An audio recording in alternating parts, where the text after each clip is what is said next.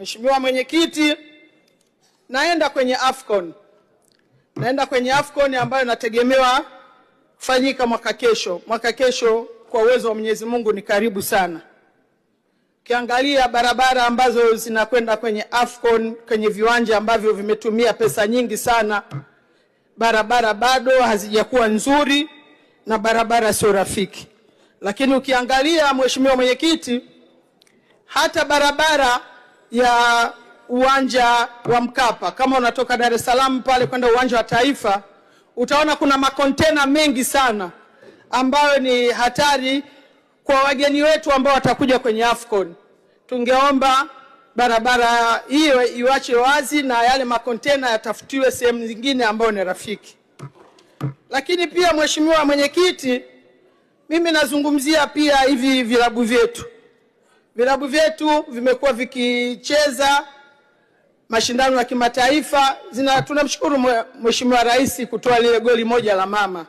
Nimekuwa zikiwapa motisha hivi vilabu vyetu vinaweza kufanya vizuri na kujitahidi kuweza kusonga mbele kwa ajili ya taifa letu. Lakini nilimwona pale Mheshimiwa Makonda alikuwa amekaa na Mheshimiwa Waziri Mkuu. Nikakumbuka kitu. Mheshimiwa Makonda alivyokuwa mkuu wa mkoa wa Dar es Salaam alitoa kiwanja kwa Yanga Africa na ameacha kumbukumbu. Sasa nimuombe tu Waziri Mkuu kwa heshima na taadhima.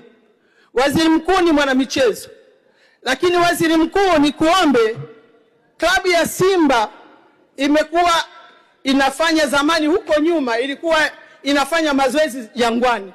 Vilabu vingi vilikuwa vikifanya mazoezi Jangwani. Kuna Tororo, sijui Pani Africa na nini.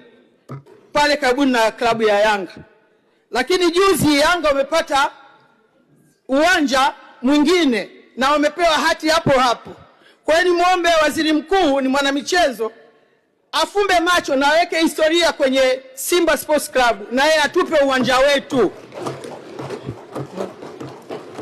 Kama alivyofanya Mheshimiwa Makonda, yeye ni Simba lakini hakuwa na ubaguzi wowote, akasema hii ni michezo kwa ajili ya nchi yetu. Kwa hiyo Waziri Mkuu, mimi namalizia na kuomba kwa heshima na taadhima, tulishaandika barua serikalini, kiwanja kile Simba hawajakabidhiwa na timu zingine. Kwa hiyo tunaomba Simba nao wapewe kiwanja ambacho kitaweka kumbukumbu. Naunga mkono hoja Mheshimiwa. Asante.